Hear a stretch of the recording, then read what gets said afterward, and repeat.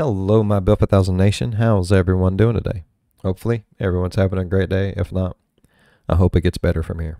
All right, we are back with another MrBallen video. This one is titled, They called this place Dead Mountain for a reason. I cannot talk today, peoples. I don't know why. All right, I'm excited to get into today's story. This is an oldie MrBallen video. And I've noticed a lot of you really enjoy the classic MrBallens, especially the really old ones, because it's been a while since we watched them. I'm not even gonna lie, I haven't watched a lot of the older MrBallen videos. Once I started reacting to him, I stopped watching his channel as much. That way, I like to blind react, I guess that's what it's called, to the videos. I don't ever know what I'm watching until I watch it, unless we've covered the story through someone else and somebody has told me. So, all the jibber jabber aside, let's go ahead and get into this story. Go ahead, turn them lights down low, put on something comfy, cuddle up with something special. Let's get intrigued. Classically intrigued. Her eyes were missing, her tongue was missing, parts of her lip was missing, and a portion of her skull had fractured, and a piece of her skull had been removed. Why? Hey, what's going on, guys? MrBallen here from TikTok. Your resident scary storyteller. Today, I have a really cool story. It's actually one of the first kind of unsolved mysteries that really captured my attention and drew me into MrBallen. Researching all of these kind of crazy unsolved mysteries that are out there. The too long didn't read version of this is you have 9 highly experienced hikers that go off into the mountains and die under extremely mysterious conditions. There are photos and journal entries. I mean, there's just a preponderance of evidence, but no one can make any sense of it. And to this day, it is one of the single most interesting things that I've ever found on the internet. So, in 1959, 10 hikers decided to head out on this 190-mile journey through the Ural Mountains in the northern part of the Soviet Union.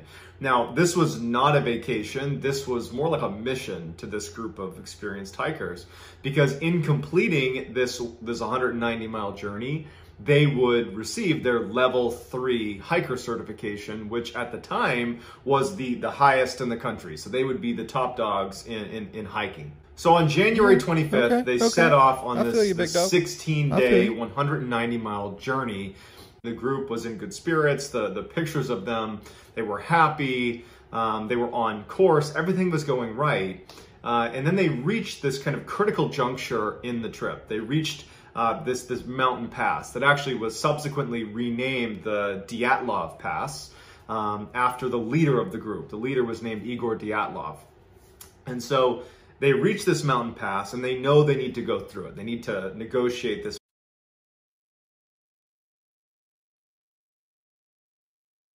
So this is the outlaw, that word that I'm not going to try to say again, pass.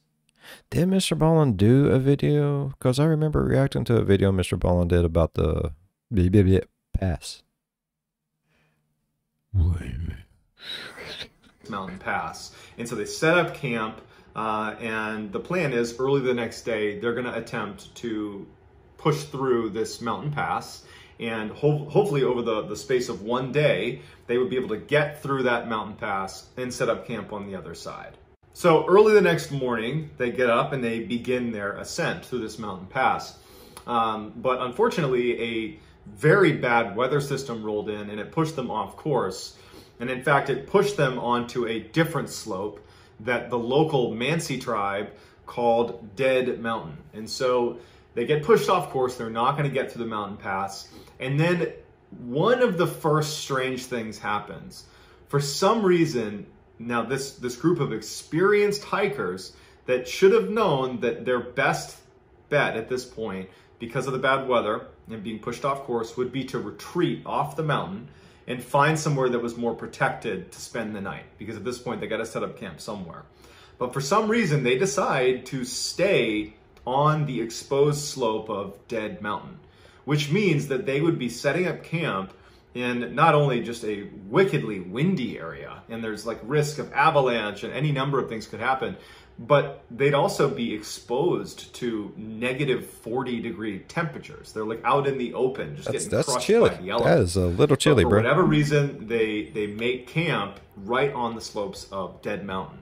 So when the hikers don't show up to a rendezvous point that they were supposed to meet at a predetermined time, the folks they were set to meet, who obviously didn't meet up with the hikers, they let authorities know. It was noted that they had not made rendezvous, but because this was an experienced group, this was not a, now let's send out the search party. It was more like, okay, they should have been here, but it's 9 people, they know what they're doing, they'll get here soon. Let's give them a little bit. Let's give them a little bit. See what happens. Still, no one's heard from these 9 hikers. And at this point, a search party is sent out, even including military units are sent out to find them. And relatively quickly, the search party comes across the campsite on Dead Mountain, and what they find is just horrifying. So the first thing they notice is that the tent they had been staying in had been slashed open, except from the inside, meaning someone inside the tent had slashed it open. And then in the tent itself, neatly stacked, was all their cold weather gear, or the majority of their cold weather gear, like their shoes and their jackets. I mean, it's all there. And there's no sign of the hikers. And then near the camp, like literally right out of this tent, is this neat set of footprints leading down towards this forest. And investigators, when they looked at the footprints, they could determine a couple of things. One, the majority of the hikers had either been barefoot or only wearing one shoe. In addition, their cadence, they were looking at the space of their footsteps, their gait, I should say, was indicative of a group of people that was walking calmly. This was not a panicked run away from your campsite. This was a walking calmly away from your campsite. See, this story has always intrigued me. So many things, like, did the government cover it up? What actually happened? Was it Bigfoot? Was it weapons testing of some sort? Is the government behind it? Like, oh my God, this is one of the biggest rabbit holes ever. And I love it. With not the right clothing on, probably no shoes on, down to the forest in an exposed mountain slope with -40-degree temperatures.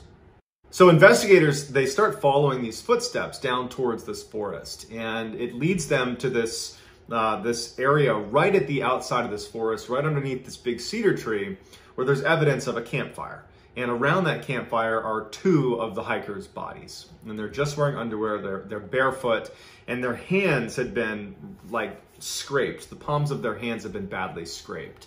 And the tree that was right next to them had evidence of someone had been trying to climb it. A lot of the branches had been ripped down, as if someone had desperately tried to climb up this tree, but was unsuccessful. As if they were trying to, seek shelter from something or someone on the ground. But obviously they did not make it in time. Within several hundred feet of that campfire, the investigators found 3 other hikers' bodies. They were similarly underdressed. And it appeared, the way their bodies had frozen, that they were actually trying to make their way back up to the campsite. Investigators noted that one of those 3 hikers had a head injury that was consistent with someone repeatedly smashing their head. Another of those 3 had a strange rectangular bruise on their side. And then, oddly enough, while they were underdressed, each of those 3 were wearing the other's bits of clothing. It was like they all collectively put on the wrong clothes and not enough clothes.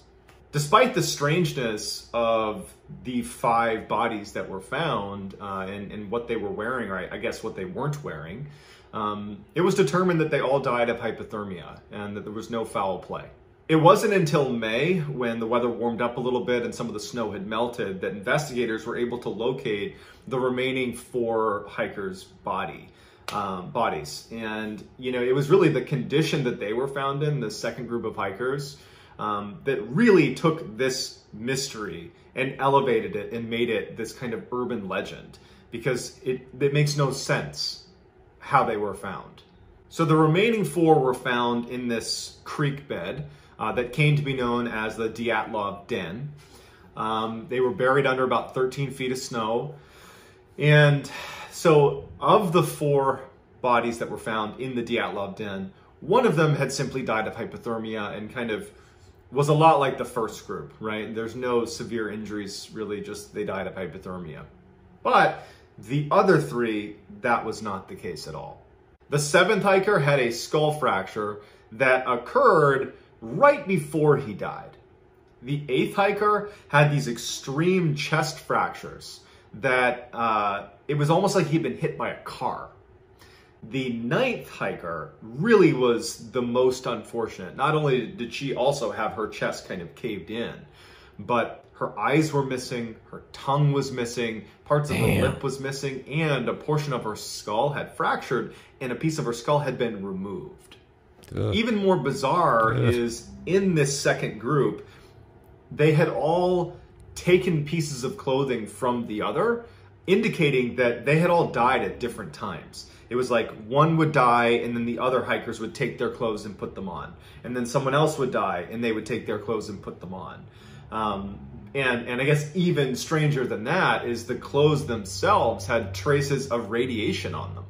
The Soviet government was quick to close the case. They cited, either a natural disaster or, perhaps the hikers' incompetence as the result or the reason behind it's all this a shady cover-up. But nobody really believed. Nobody, as in the family, the friends, really the Soviet population, they didn't believe that could be the actual explanation. Right. Early on, after this case has been closed, the Soviet people, they started to believe a couple theories. One of them was there was this local Mansi tribe that was in the area that perhaps ambushed the hikers and killed them. That would kind of explain the reason for the hikers suddenly abandoning their tent and not being dressed, and also the injuries of the second group. That could be explained by an attack by this Mansi tribe. But there was a couple issues with that theory. One, the Mansi tribe is known as this incredibly peaceful tribe, that it's just very uncharacteristic for them. There was also no other footprints leading into the area. It was just the footprints of the hikers that were, in the area. Another popular theory is a swift and violent avalanche that, the group couldn't have seen coming. They hear it at the last minute. They jump out of their tent, cut it open, they go running. But the problem with that is the tree line down near the forest they walked to, there's no sign that the trees have been damaged in any way. That, there weren't any debris from an avalanche like there would be. And in that area, there were locals like the Mansi tribe and Bigfoot, bro. I'm telling you. Well, Yeti, abominable snowman. It's the abominable snowman. I'm telling you right now. They didn't report an avalanche. They didn't hear an avalanche.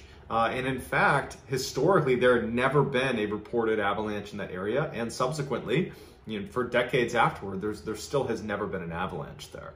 Another popular theory is that the reason they left their tent in the first place is because when you get hypothermia, it can cause you to actually believe, kind of paradoxically, that you're actually too hot and you start stripping your clothes before you ultimately succumb to hypothermia. But again, that doesn't really cover down on the injuries of the second group. And then, of course, with any sort of unsolved mystery at this magnitude, there's theories that range from, government cover-up to like a Yeti attack or an alien abduction.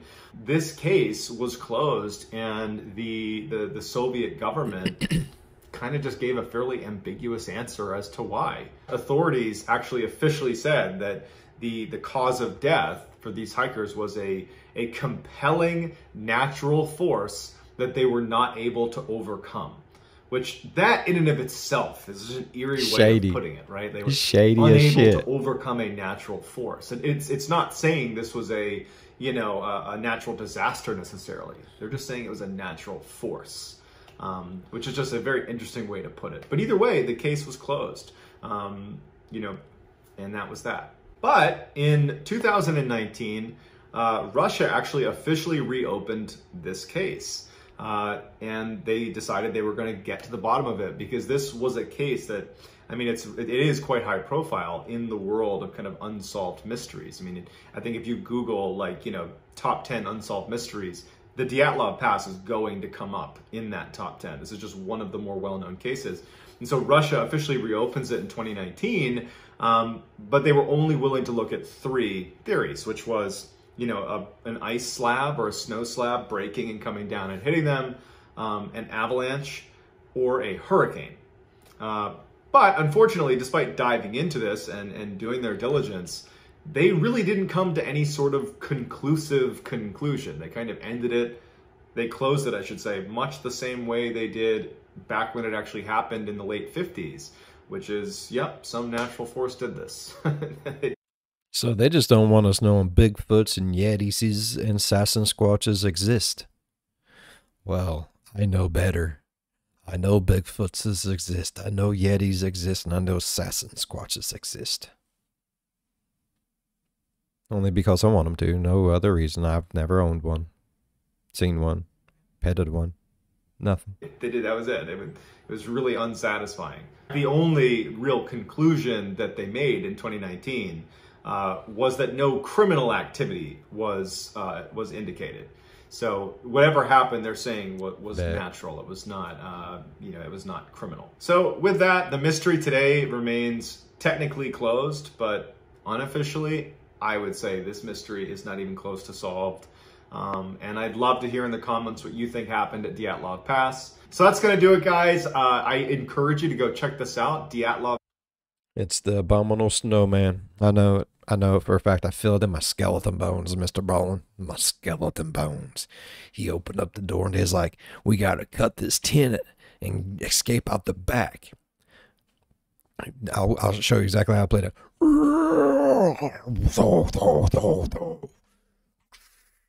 Where's my Jack Link sausages? Oh no, it's an abominable snowman. He's at our front door. How will we ever get out? The back door. There is no back door. There is now. Stab and slice. Grab what you can and run like fuck.